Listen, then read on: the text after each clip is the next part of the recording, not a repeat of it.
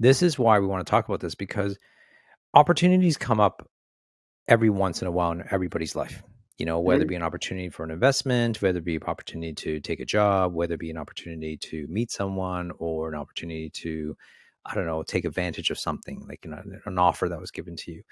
And we are given opportunities over and over again every single day of our lives, and we get to choose. And oftentimes, like sometimes some people are trained to say yes to everything. Some people are trained to say no to everything. And some people are trained to kind of, 50-50. And these are really important things to kind of talk about, because as an entrepreneur, there's a cost to taking opportunities, and there's also a cost for not taking opportunities. And this is what we want to kind of really discuss.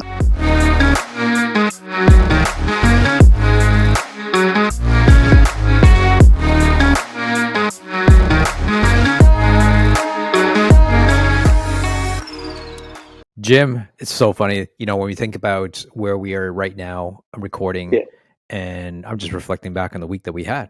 So just kind of put it to context for people. Last week, we didn't record, and the reason why, because I was actually in Madrid, and I was flying there, and I was actually going by myself. I had to talk that I had to go do, and I just gave myself a little bit of an opportunity, really, to spend a day, because I've never been to Madrid. I wanted to kind of go and explore and find some time for myself and just reflect and walk around the city and just explore. I like doing that, right? It's been 3 years since I've done that. So I wanted to kind of go and do that. But then I was like, I kind of teased at you, Jim. I'm like, come on, man, you're in Barcelona. You're not that far. Come on in. Like, I teased at you to come, and you never responded. And on the day before I left, I was literally just about to send you a message. I'm like, come on, get on that flight, take a train, whatever, meet me in Madrid. And then what happened, Jim? Well, this is the funny part, is because I don't know whether you willed it. I think you did, Lawrence. I think I have the power, definitely. I definitely have the power to change, to just create trajectories and tilt the universe and tilt the globe and everything like that. So, long story short, I was waiting. I had to actually come to Madrid because I had to get a piece of our visa approved or organised in Madrid. And when you'd said you're coming to Madrid, part of me went, yeah, I'm going to come. But then the other part of me went, look, I'm probably going to be going there anyway. So, look, I can't commit to you right now, but I'll wait and see. But I had this sneaking suspicion that it's actually going to line up to the same sort of time. And the day before you were flying across, I was in my office. It was like 10 o'clock at night. I was just getting things organised, finishing off a few things, few emails. And Bettina came into my office and said, hey, how do you feel like going to Madrid tomorrow? And I went, what do you mean? She goes, look, here's the opportunity. There's an opening embassy tomorrow at the day after, I should say, at this amount of time, 11 o'clock in the morning. It's the only one in 3 weeks. Can you go? And I quite literally had 30 seconds or 40 seconds to think about it. I went, okay, I'll do it. I rearranged a few things, and I was off to Madrid. And I am adamant that you created that, Lawrence, so that you put it out there. You put it out there and said, I want to meet up in Madrid, and it happened. So I organised, and I got a train on the next morning, and I was on to basically Madrid. Well, de nada, man. You're welcome. It was a great time. Flexing your Portuguese a little bit too. Hey, there you go. That's only like 2 or 3 words I actually know. So it's great to see you. It's great to hang out. I love that we were able to hang out and had dinner. Thanks for indulging in my Japanese fetish for food, and indulging in some good quality Wagyu and Kobe beef. It was awesome. Hope that you enjoyed it too. But what the funny thing is that, in today's podcast, we're going to talk a lot about, creating opportunities and synchronicity. And here's another one, right? So on the train ride from Barcelona to Madrid, you had an opportunity. And I did. Yeah. Well, what was it? It's actually really fun. I was going to back up a little bit and say, actually, no, I'll spoil it. So I'll tell you this bit, then I'll go back. Right. So while I'm on the train, I had an invitation. I had a message from someone we both know who is involved in conferences within the chiropractic profession, actually in London, and said, hey, we've had a last minute cancellation, or someone just can't be at a speaking event tomorrow in London. Is there any chance that you could, this was Thursday, Saturday, any chance you could fly to London and speak? Now, you've spoken at this event in the past, Lawrence. Yeah. And you know awesome event it is. And here I was on the train going, I can't believe this. I'm on here, I'm on the train, I've got a split second opportunity to a decision to make. Do I go? Is it too difficult? And it wasn't that it was so easy that it was just a logical step. It was like I had to move heaven and earth to even consider that as a possibility. And I made the decision to go. Yeah, and I think that, so we can dive deeper into exactly what happened. But I mean, reality is that I think this is why we want to talk about this, because opportunities come up every once in a while in everybody's life. You know, whether it be an opportunity for an investment, whether it be an opportunity to take a job, whether it be an opportunity to meet someone, or an opportunity to, I don't know, take advantage of something, like an offer that was given to you. And we are given opportunities over and over again every single day of our lives, and we get to choose. And oftentimes, like, sometimes some people are trained to say yes to everything. Some people are trained to say no to everything. And some people are trained to kind of, 50-50. And these are really important things to kind of talk about, because as an entrepreneur, there's a cost to taking opportunities, and there's also a cost for not taking opportunities. And this is what we want to kind of really discuss. And that's why we're setting up with this. So, what were some of the things that you were going through your head around this opportunity? Like, what was the first, I'd love to actually know your first instinct. Like, was your first instinct was going, hell yes, I'm going to figure this out? Or was it more like, man, that's just going to be like logistically going to be a nightmare. Let me think about this. Like, so where do you go for you? Yeah, it's a brilliant question, actually, because I've worked out that I've got to stay in wonder. So I stayed in like, wow, this is awesome. And I have a capacity to go from where I am to endpoint in an instant. The problem that I have is if I've got to think about the steps, that's when it slows down the cogs. And that's when I talk. So to me, I was like, I've got to go, this is going to be a hell yes or a heck no immediately. And if it's a hell yes, I'm going to work it out. That's pretty much that's the avenue that I do it. And when I've realized that in myself, that when I don't do that and I go straight to logistics, it doesn't work out very well for me. That's very interesting, because I'm exactly the same way. And not everybody's like that. My wife is a complete opposite. Okay. So this is why it's good to discuss this. So the hell yes, hell no, I'm not sure where you heard it, but I heard that from Derek Sivers. He wrote a brilliant book. I can't remember. I think you can have anything you want, or something to that effect. Really great, short read, beautiful book. Short read. It's a beautiful book. Very beautiful. And he talks about how he makes decisions. And one of the decisions he makes is either a hell yeah or hell no. And that's a really great way to think about that. I make that decision that way. Jim, you seem like you make that decision. That's awesome. So that's good. Like, for our process. Now, I mean, it's not for everybody, but I'm just going through our process. I can only talk about ourselves. So you went from a hell yeah, and then it's like I would imagine, because I'll tell you how I think about this. I would have been, yes, for sure. Hell yes. Now I got to figure out, like, I just going to go, it's not like I'll figure out. I don't go to like all the things that are bad. I also go like, how do I move this to make it happen? Like, that's where I go. Is that how your brain works too? Yeah, 100%, 100%. So to me, it's like, I've got to get the excitement. If it's big enough that I'm inspired by it, then I will move heaven and earth to do it. If I've got to convince myself that it's a good thing to do, then there's not the emotion. So that's kind of like a reference for me, that I know that I'm on something. Because if I get clarity of thought and an emotional charge in it, I know something like that. Instinctively, I've learned over time that there's something in this for me. I really need to pay attention, because this is the universe going, hey, pay attention here. I'm giving you a chance, an opportunity. Don't ignore it. Yeah. So that to me is a really big clue and a cue to pay attention. Interesting. I hope my wife doesn't listen to this, but one of the the first thing that usually pops in my mind, like, how do I convince Karen to allow me to do whatever I'm just about to do? That's usually the first instinct. But it's also like, it's about, so that's the first start. And then the next start is a logical start. Okay, how do I sell this idea as it's a great idea? It's just not me just going off on a tangent. And the ability to be able to communicate the reason and the logic to somebody else is a critical step in entrepreneurship, right? Because you got to sell your vision to you, and then you got to sell it to your significant people first. Okay, so move on. That's really critical, right? Because if you, like, that's the thing. you have to learn to, I want to repeat what you said. You got to learn to sell the vision to yourself first before you can learn to sell it to anybody else. This is very critical. We kind of, I don't want to brush across that too quickly, because it is so important that you sit down, be in wonder, and actually to sell it to yourself. Because if you don't, your communication is never going to really come off perfectly. And here's an example. Let's see, a year and a half ago, I would say, I was in the decision making of like, should we go to Portugal or should we not? And I remember bringing this up. I always thought it was just I'm going to leave it with my wife. She can decide. I've already made up my mind. Like, I think we should move. And she was holding on to that thought, not sure. We've been talking about it. I'm like, you know what? I can move like this, right? That's what I told myself.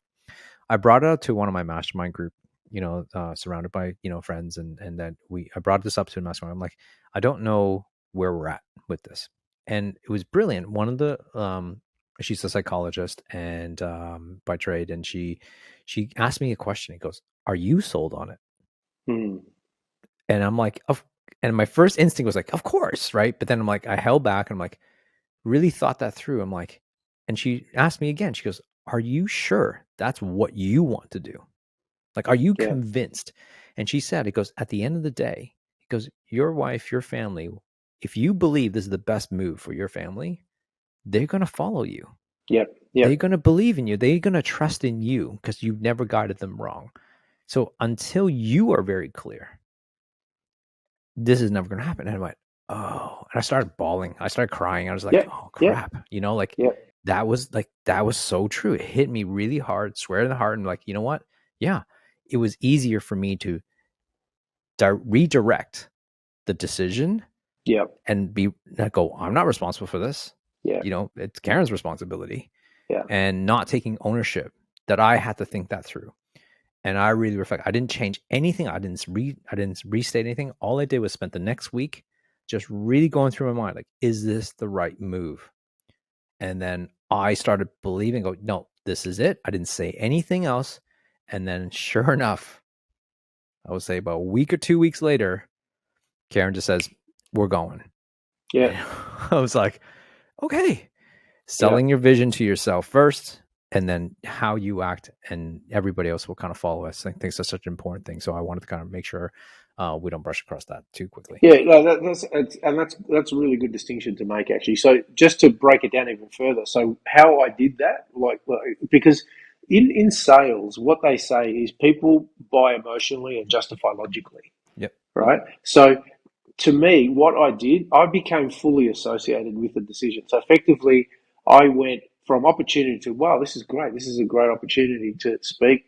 I didn't worry about the fear of it at that point. What I did straight away is I went to endpoint and I visualized myself on stage talking, dressed up in a suit, not having to worry at that time that I didn't have a suit, right? But I went to endpoint straight away and visualized that and visualized delivering from a powerful message and a powerful presentation. And that excited me. That gave me enough references to go, this is on point. This is purposeful. This is kind of what you're doing. This is why you want to do it. So I had to get emotionally connected to that. From then on, I did what's called in the military and in project management, they call it a PERT chart, where you go right to the end, you have endpoint organized, then you start working backwards. So for me, it was like, if everything's aligned at the end and I'll go congruent with it. Now, what do I need to get done in a day, in half a day, in 3 hours, in the next 20 minutes to make it happen?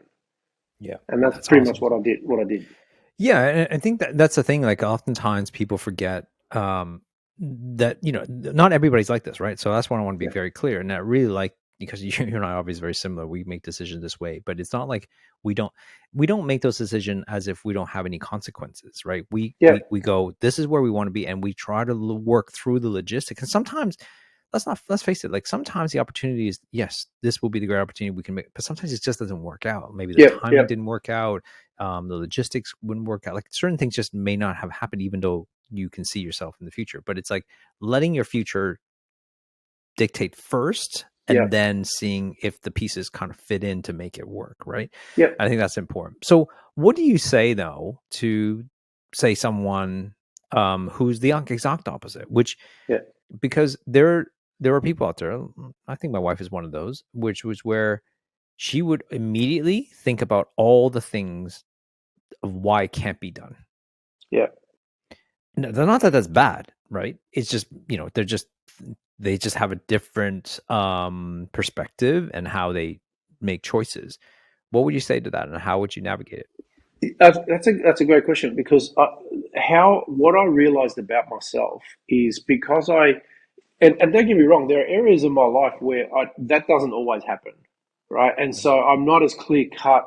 I go in and we're buying stuff for the home, and I'm indecisive because I can't. I don't know, because I'm in overwhelm. That's a different scenario. But for me, if I'm super clear, there's that certainty you were talking about, that your psychologist was talking about. I'm super clear. There is no deviation of. For me, it's like that's the path. I guess something that happens for me. The other thing is that I learned that, and Edward de Bono explained this really well with his six hats, where he basically outlined and says, in decision making, at any one time, you need to have different hats, and different hats represent the visionary, the critic, the person who thinks about the logistics, all that kind of thing. But it's important in the process that you don't bring in someone too quick who has the hey, what could go wrong thing, because you haven't had the chance to let the idea run. And so what I've realized, I used to get really frustrated with people who I'd try and share a vision and they go, yeah, but how about, and I'm like, and then I'd lose steam and I'd get disheartened and I'd go, oh, don't worry about it. Until I realized that I need those people. They're super valuable because they see the blind spots, they see the things that people who are visionary don't see.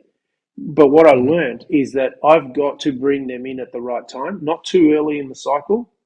Yeah. That is actually going to take not so much a dream away. I don't want to call it a dream stealing process, but for people who just get excited by enthusiasm and vision, you have to let it run out all the way. And the moment you have, then you can go back and start making logic or critique it, challenge the assumptions, whatever. But if you go in too early, you don't get the full gamut of what's possible. Yeah, you're absolutely right. I think that, the one main thing is having awareness of your natural tendency to make decisions, and recognizing whether it's a strength or a weakness, or whether or not it has, what are the consequences of that particular hat that you do wear. So for example, like just Jim and I shared like our way of processing, but there is a consequences to it. The consequences 100%. that we say yes to too many things sometimes, or we sacrifice other things like maybe family, or sacrifice, things that are also important to us, or, that is part of our role in order to chase these things. Right. So, and when we're blind spotted by the opportunity versus about the thing that we may be supposed to be need to be doing. So like I know I get caught up in that a lot. So, or don't see the knock-on effects sometimes because we're so tunnel focused to get that opportunity. So I think that's, that would be weakness, but having that awareness about yourself is to kind of go, okay, I want this, but then put that in at some point through the decision process to check in and go like, can I make this happen? And I think that's important. And these are the small decisions and also big decisions, right? Yeah. It's not just in big decision we talk about. Well, versus someone who always says, yeah, but type of mentality, you got to have the awareness that, okay, your awareness that that's what you typically do. Okay, that's good. It has its pros, but you also need to know the consequences, because the consequences of those types of people is that you would tend to, you never actually allow yourself to dream about the opportunity because you've already put roadblocks before you even got started. And so it becomes almost a quick no, and you don't really know whether or not that could have been a great thing. And that could be choosing a partner. It's like, oh yeah, this person is great. Go, yeah, but he's too short, he's too tall, he's too fat, to whatever. Like, and that type of like mentality, rather than going through that process and going like, well, what if, like, what are some of the qualities, and then put those filters in later. So I think being aware how you make decisions, being aware and how you take or reject opportunities is such an important process, because it allows you to know, when have I in the past, when I have made those opportunities and decisions, or take up those opportunities, and what has stopped me in the past, and course correct them and maybe retweak the path, rather than just thinking that opportunities don't come to you. Yeah, and I think you highlighted it really well, where you basically said identifying your strengths, because when you're inspired by something, you're a very good starter. exceptionally good starter, and you'll use momentum and get started, and you quite often have a lower tolerance of a higher tolerance of risk, I should say, where you can go, yeah, I'm going in. I have enough certainty in myself to go. You get to about 80%, and you're traditionally not as great a closer. You're not great, and just once that's there, it's like, oh, this is boring now. So you need someone along the journey who will actually close it out and finish it and bring it to fruition. That's right. And have steps along the way that ensure systems. Otherwise, because when you talk about the cost of it, it's all well and good to get excited and wow, this is awesome and great. But if you, like, I've had scenarios where things have expanded so rapidly and quickly, I didn't have a system in place that was sufficient enough. So things basically exploded really quickly, but then actually led to disappointment because you just couldn't maintain the service level, you couldn't maintain the product offering, et cetera, because you built beyond your current frame and capacity. Well, entrepreneurs are very typical for that. Like most entrepreneurs I have ever met, when you ask them if you're, this is using the Kobe index, KOLBE. I think it's Kobe index B from memory. But, most people are a quick start. Most entrepreneurs I meet are always called quick starts. And they are, that's what we do. Like this podcast, I was just thinking about this podcast is no different, right? We're quick start. We started this podcast. We've been recording. By the time by the time you viewers and listeners actually, watch this or listen to this, it's been months since this has been recorded because we got started and now we're going through the logistics and the systems to make it and edit it and actually produce it and put it out there. That took time because we weren't necessarily, we didn't have a name. We didn't have a name. We didn't have nothing. It was like, for me, especially, it was like, that's okay, we'll work it out as we're going along, but I need momentum, I need movement, because that stimulates my brain to okay, I'll work it out as I'm going along.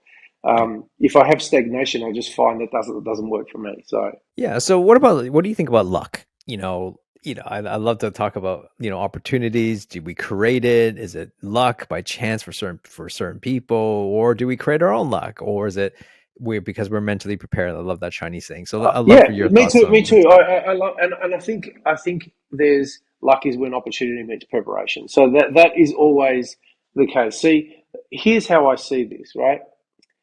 You could be spending your whole life preparing and an opportunity presents it. And I can't discount the role of luck.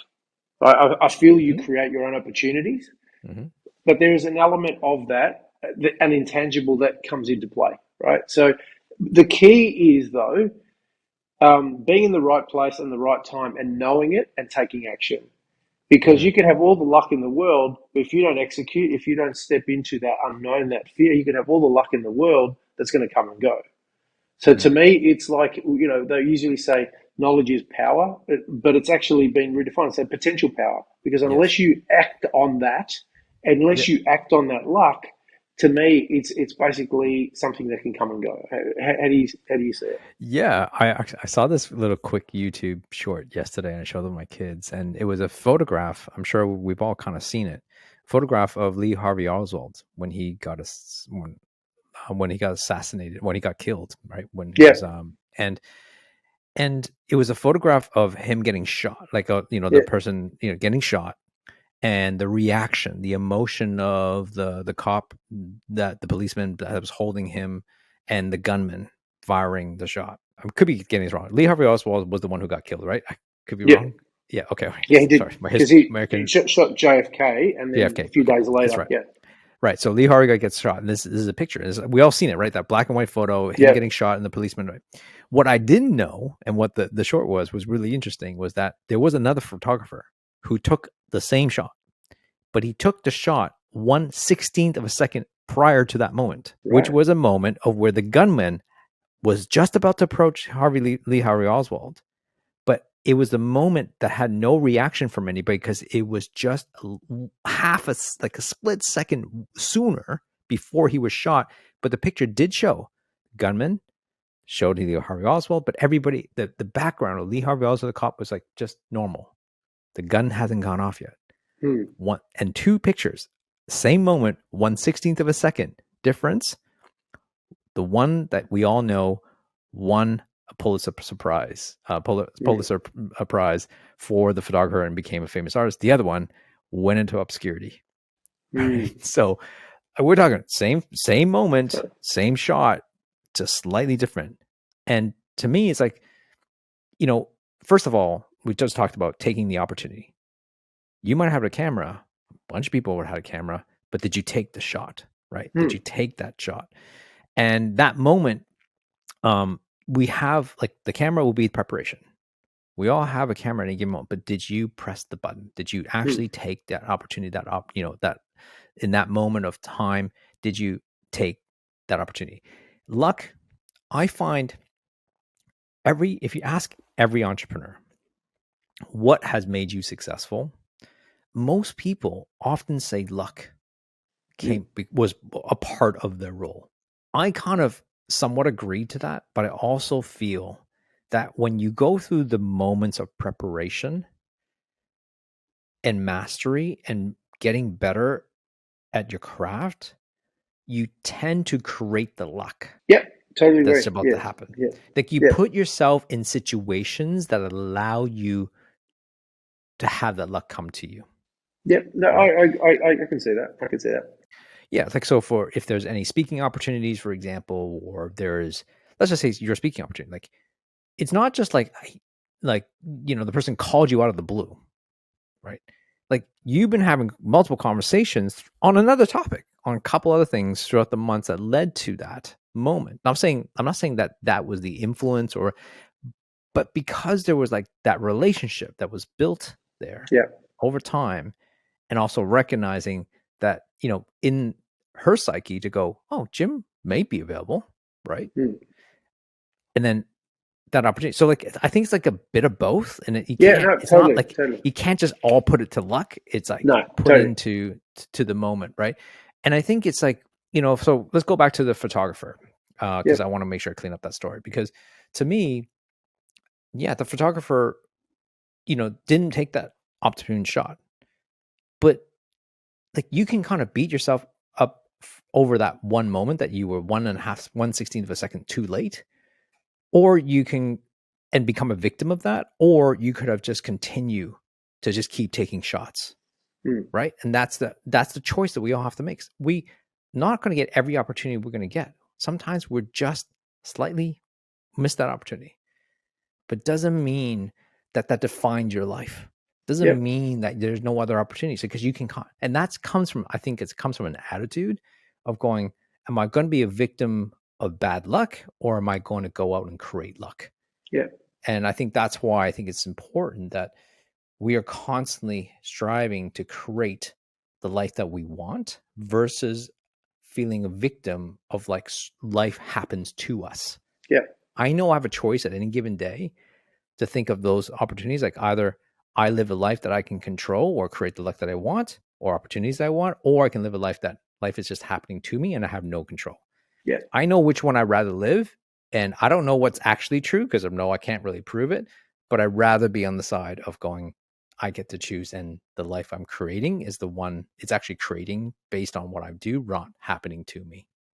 I like that. And I want to circle back to something you said, which really resonated, was the role of luck and preparation. Because how many times you hear someone saying, I worked 20 years to become an overnight success?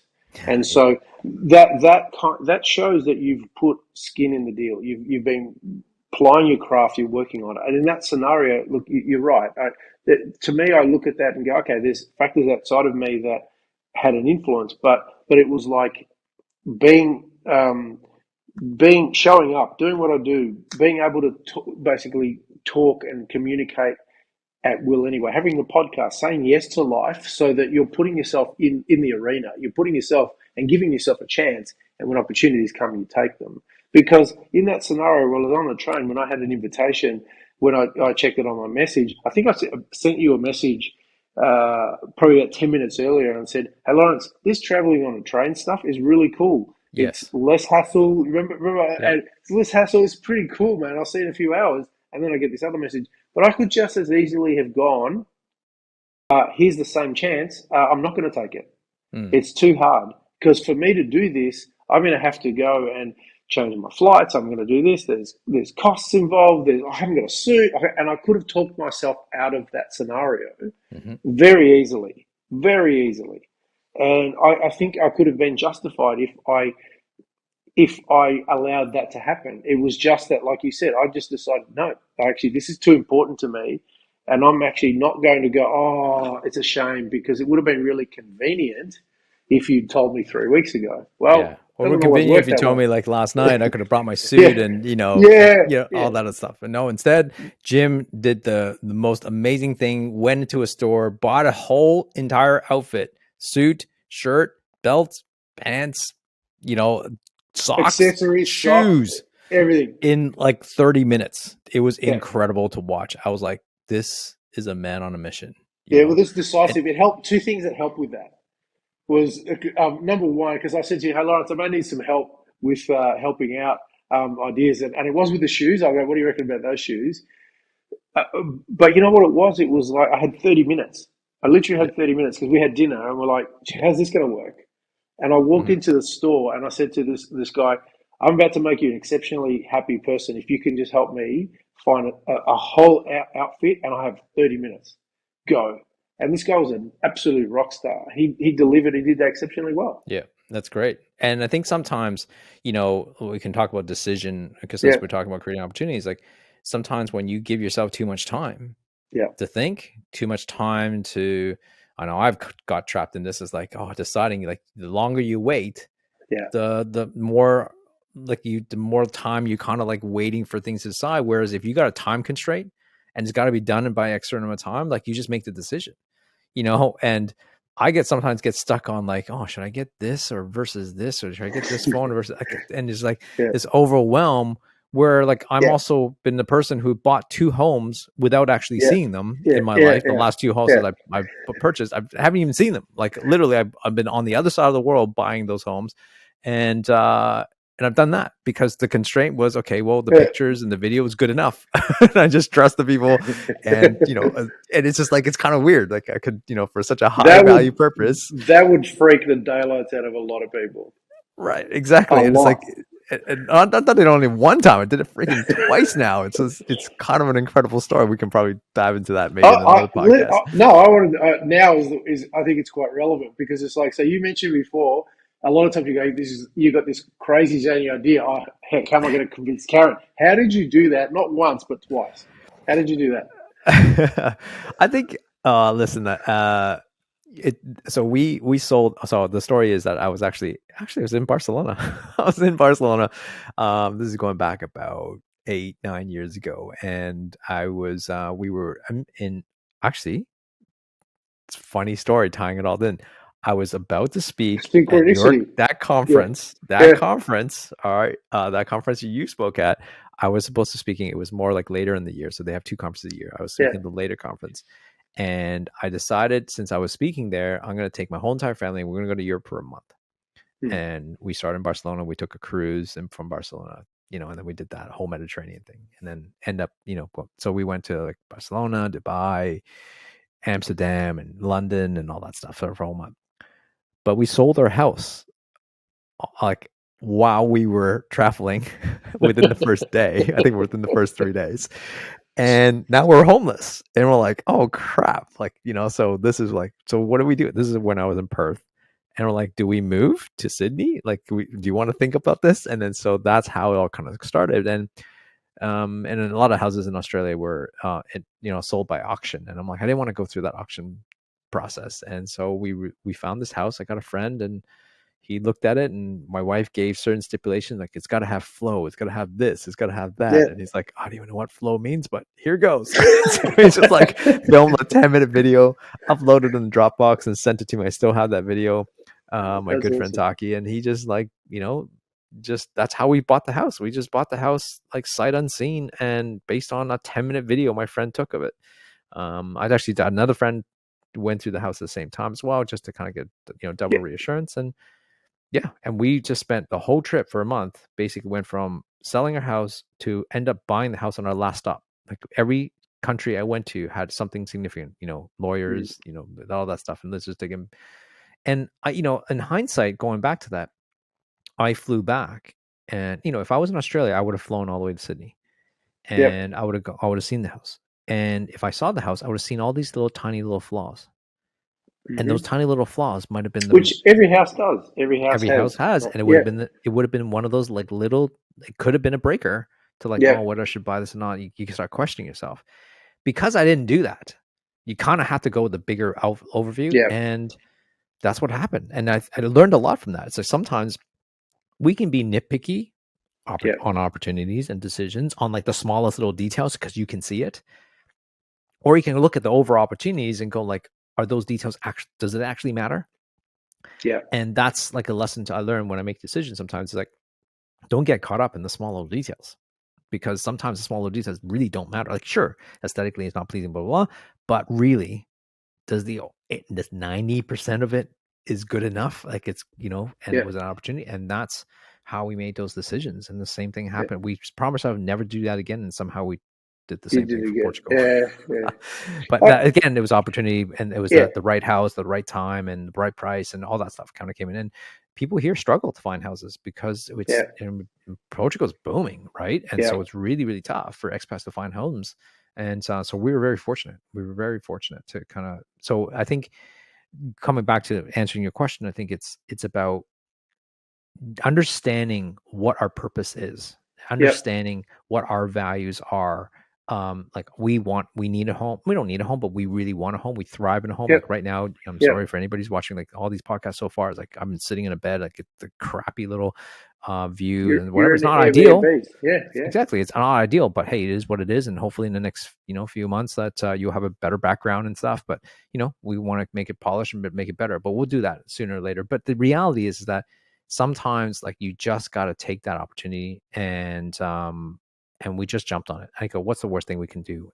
Lose and, money. It is. I mean, we could do that, but I mean, at the end of the day, it's like we're so fortunate for certain things, and these opportunities only come out once in a while, and you got to know when to action. And I think the lesson here is action. Taking action is more important than sitting on the sidelines waiting. And if you're a type of personality who constantly wait for things, just watching opportunities go by over and over again, you need to start questioning, like, how is that working for you, like, in your life? Like, is it helping you progress forward to the place where you actually want to go? If you constantly miss the train, not sure, like, I don't know, sure, this is the perfect train for me to go.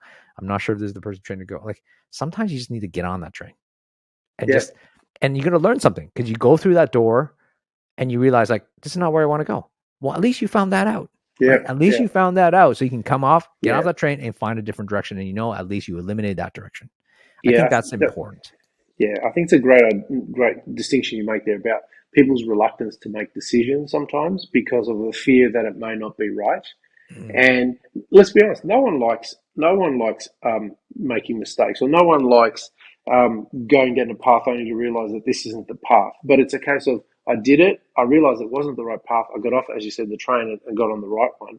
But if you're staying stagnant and not ever taking a shot because you're paralyzed by fear, then you'll never ever take any action. You'll never go out there and be vulnerable and introduce yourself to someone, potentially meet a life partner. You'll never take that opportunity in life to start a business, etc. There's so many situations where that's it. You've got to act greater than your fear at that time and see that. And, you talked about that. I've had the advantage, pretty much every home that we've ever bought, interestingly, investment properties and stuff, I've never looked at them. I've actually bought them sight unseen, because to me, it's a mathematical decision. I've had buyers agents not an emotional one. Not an emotional one. I couldn't care less. But when it's been our own home, I've walked in, and literally the moment I've walked into the house, before I've even gone there, I always go, this is it. And pretty much everything else is going to be 70% right or 80% right, but that doesn't matter. I get this like a visceral reaction, and a really positive one, and go, yeah, this is it. And even if it doesn't aesthetically match exactly what I'm looking for, I just know that that's the place where we need to be right now. Yeah, my wife Karen's very much like that. This podcast is a lot about Karen. She should actually be here. Yeah. Like she one time in one of our homes that we lived in Perth. I remember walking in, and she does this so secretly. We walked in, and I'm like, okay, it's a nice house. And then she grabbed my arm at the end of, like, honestly, within 5 minutes, she just whispered in my, goes, I want this house. And I was like, and it's pretty much like, figure it out. basically. And they're like, I'm in trouble now. And it's the same thing with this one. The house that we have in Portugal. She basically, saw it, and it was the first house we saw, and we saw like probably 30 or 40 homes after that, just to kind of test the market. And we all came back to the first one we saw, and she goes, "This is the one." And then she talked to the real estate agent here, and we were on Zoom, and she goes, "Okay, we're buying this house. You two sort out the logistics." And she just walked out the room. I'm like, okay, Mark, I guess we're buying this house. So she has that same instinct. She just knows, and she follows her gut, and she takes actions, which I love. And even though I said previously how she sometimes put roadblocks, like when she knows, when she's on point, she's on point. And that's her strength. And I think that's the key element is to what we're saying is, don't be an observer and bystander in your life.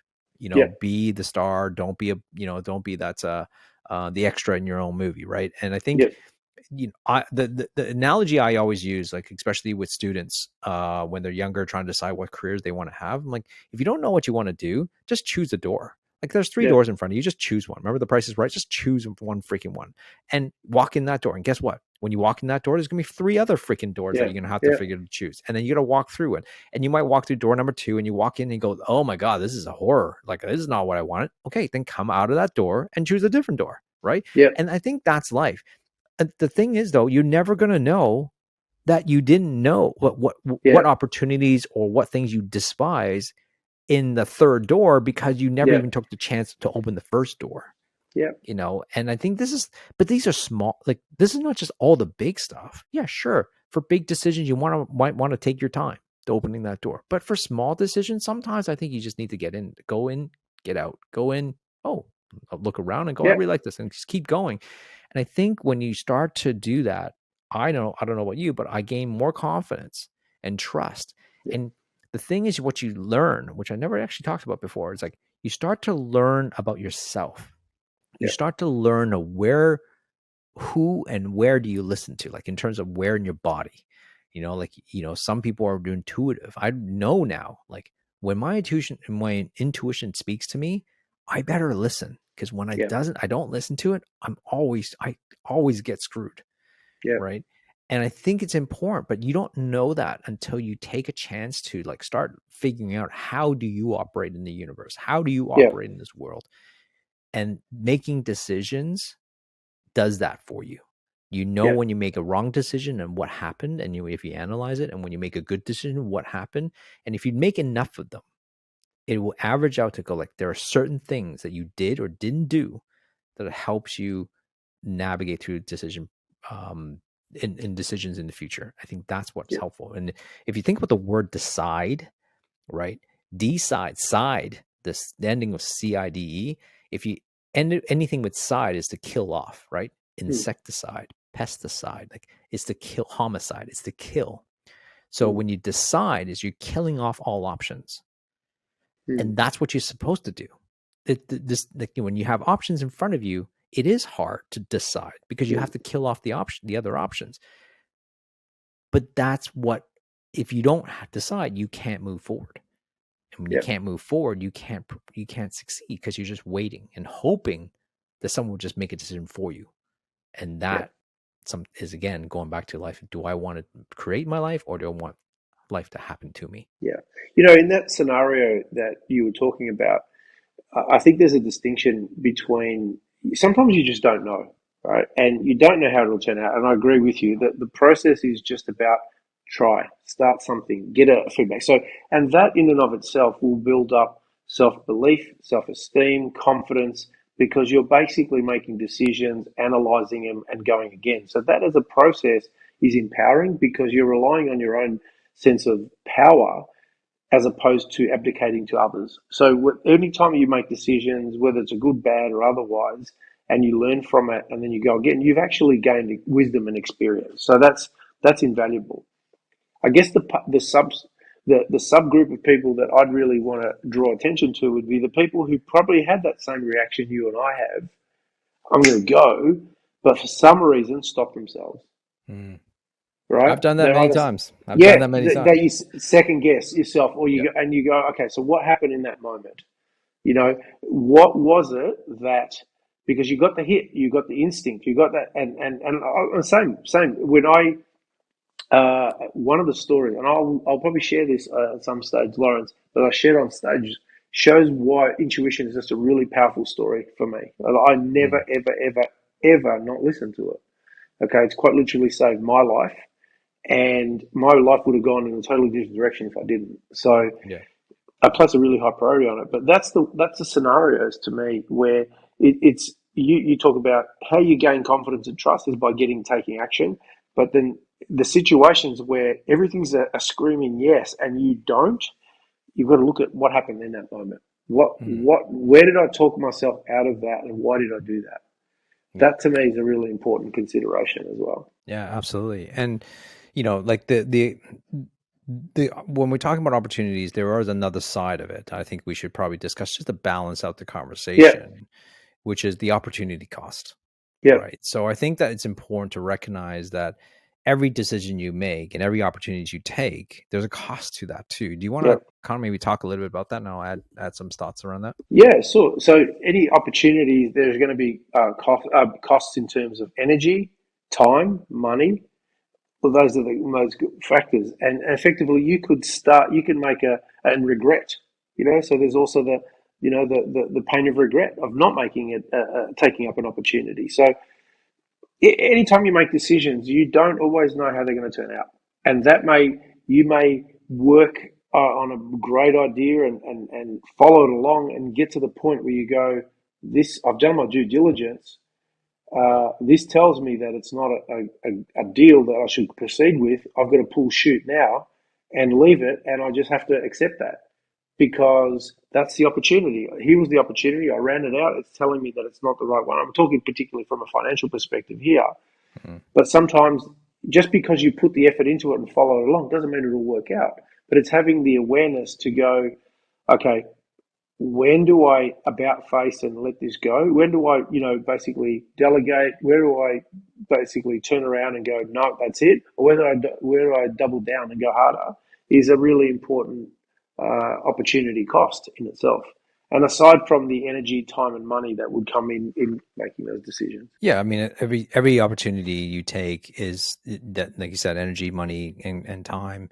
All those things, you can't you can't use once you dedicate yourself to that opportunity, all of a sudden, like you can't deviate that up somewhere else. So for example, Yeah, if I have $50,000 to invest somewhere, if I decide to invest in this fund or this stock or whatever, I can't use that $50,000 or any of that to invest in another opportunity. So like everything has a cost. I'm using money as an example, but that's no different than it was time or energy. It's the same thing. Like if you're going to dedicate yourself to a podcast, that means I'm dedicating a certain amount, hours on this, which means I can now use that hour to use something else. And so we have to factor that in. And this is why it's important to recognize opportunities of the hell yes, hell no, right? As we yeah, talked about earlier, because if you just say yes to everything, like, I know some people talk about like, you just got to say yes to everything.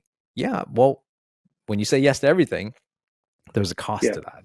And that yeah, cost is that opportunity is what we're going to discuss. And I think it depending on how old you are, I think if you're younger, yeah, I think you should say yes to more things than no, right? As you get older, I find it's probably saying no to more things than you should say yes to. And mm, it's that balance, because now as you get older, I find you're actually looking for opportunities that is going to move the needle and actually move you towards, because you have very selective time and selective energy, that you should really be very selective on what you want to put that investment towards in terms of yeah, energy and time and money. Whereas younger, you don't know enough yet. I think I know mm, I wasn't wise enough. I don't know.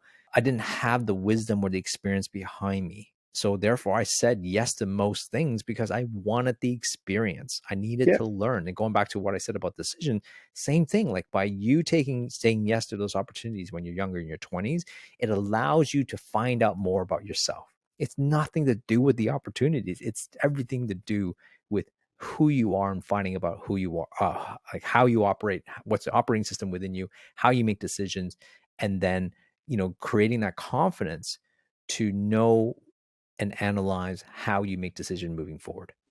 yeah. That's great. That's a very good distinction there too, because I'll give you an example where I think this is really relevant.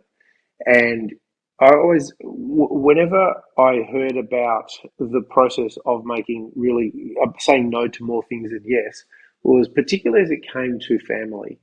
And so I remember it being explained for me to say yes to this, I've got to say no to something else.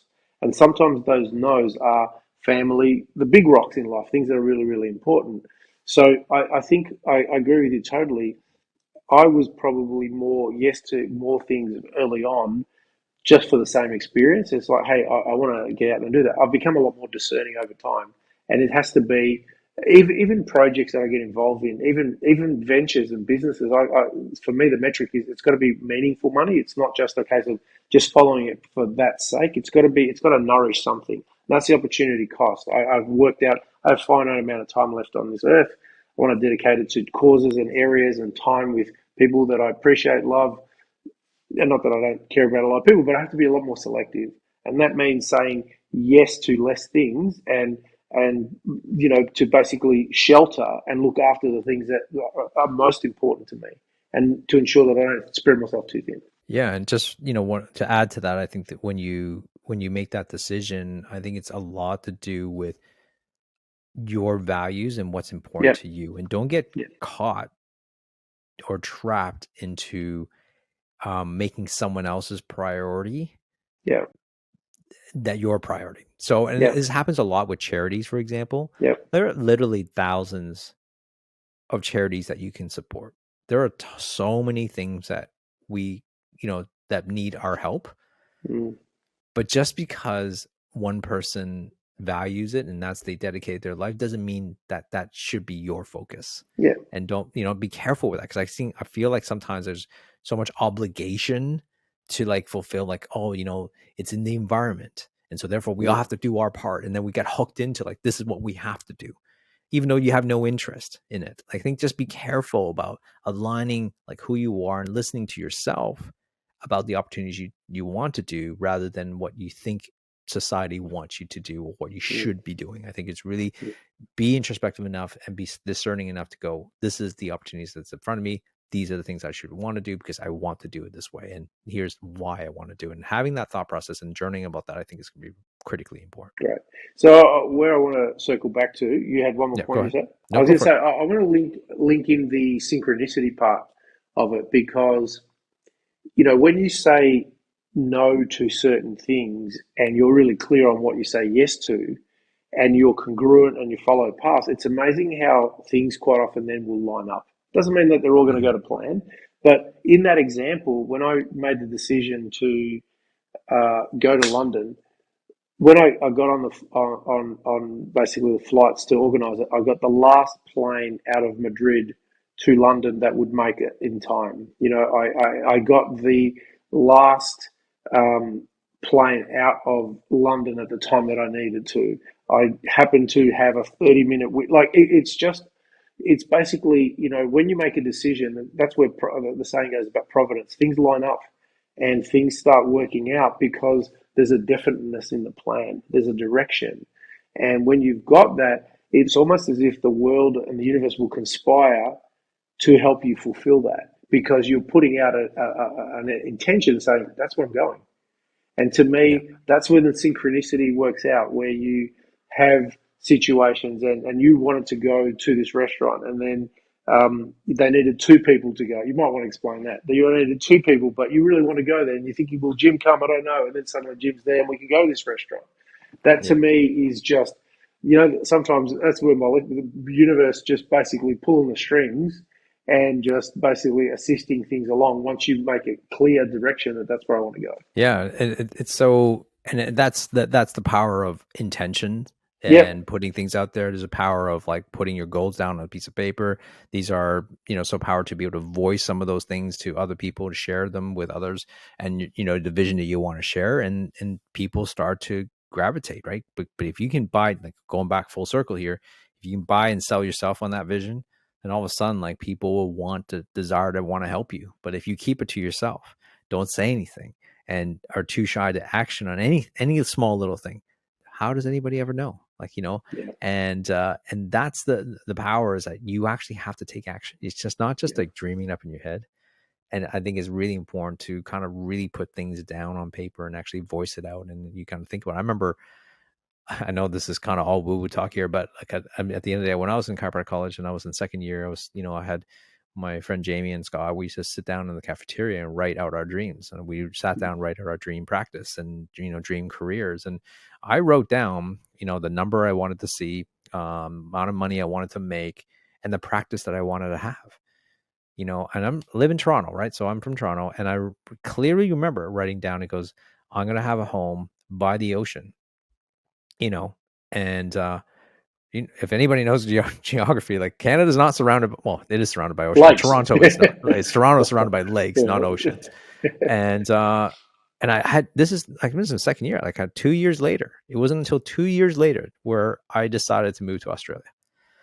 And it wasn't until much later that I realized, I'm like, oh my God, here's the house by the ocean. And I was like, wow, and that's just like probably, maybe 6 or 7 years later. And I got to my goal of my practice, those numbers, within 3 years that I thought it was going to take my whole lifetime to achieve. It took 2.5 years, 3 years to get there. And I was like, man, now what?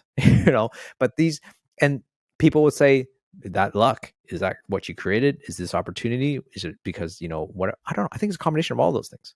I think it's a combination of dreaming, having the right intention, and then working towards it, knowing that, and knowing with faith and hope that I will get there someday. I don't need it now, but I am, that's the direction I want to go. And that's the conspiring thing. What you're talking about, Jim, is like the universal conspires, but you have to dream it first. You have to be able to go, this is why I want it. This is the intention.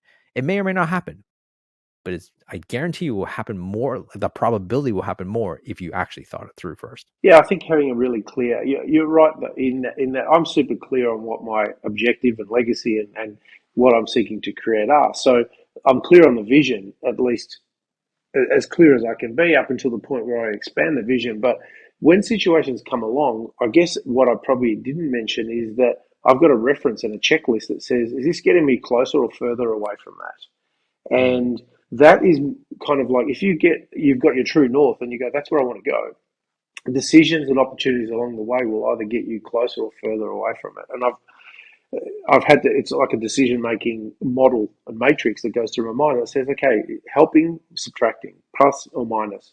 What is it? Is it worthwhile? So you've got values, but you also got that matrix along the way, which helps move the needle closer to where ultimately your vision and objectives are. So that's probably something that might be of help to someone as well too. If you ask along the overarching perspective of, okay, that's the vision, that's the dream life that I have and want, is this action, is this behavior, is this decision, if this energy, time or money helping me move closer to that? And if it's not, you might want to think about it. If it is, as terrified as you may be in that moment, it's a case of just going, basically, that 7 seconds of courage to step into it and get going. I think that's a great, perfect sort of ending to, summary of exactly what we're talking about here. And I'd love for people to kind of evaluate, have you always had a goal and a dream and intention?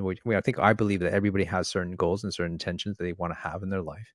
The question really is like, are you moving closer or are you moving away from it? And if you are moving closer, the question is, or if you're stuck in some way, are you actually taking action every day? Or every week, or every month? Are you consciously taking action to try to achieve it? And if the answer is no, okay, ask yourself, what do you need to do? Like, what is one small thing you need to do that you can do this week to go and action it? Now, some people will also say, well, I am doing it. But if you're not moving any closer, I would really kind of question whether the action is doing is actually moving you closer or not. Because if you've been stuck in that one place for a long time, and you think you're taking action, then maybe you're in a cul-de-sac. What Seth Godin talks about cul-de-sac. Maybe you're in a dead end that you need to leave and try a different path because the action you're doing isn't really helping. So I think it's so important to know when to quit, to move and change tactic or change strategies. Otherwise, you're just going to be living in that cul-de-sac, beating your head and going like, why can't I get across the other side? Well, because it's a cul-de-sac, it ends. And so I think it's so important to kind of look at that. So it's not the dream. It's not about dreaming. I think it's always about taking action and creating those opportunities around you so that you can succeed. It's not all like I said, it's luck will conspire to help you over time, but you need to take the right actions at the right appropriate time. Yeah. So Jim, that was a great conversation, man. Again, it was so great to see you last week, and I'm sure we'll see each other more often. But guys, I hope you enjoyed this particular podcast. I hope it helps you create more opportunities in your life and create more luck in your life, and create more synchronicity in your life, and also to help you achieve more and more closer to your goals. Please share this podcast with everybody else. On Wabi Sabi, we're here discussing the art of imperfection and the path to getting there, and getting to success. So until next time, we will see you on the next episode.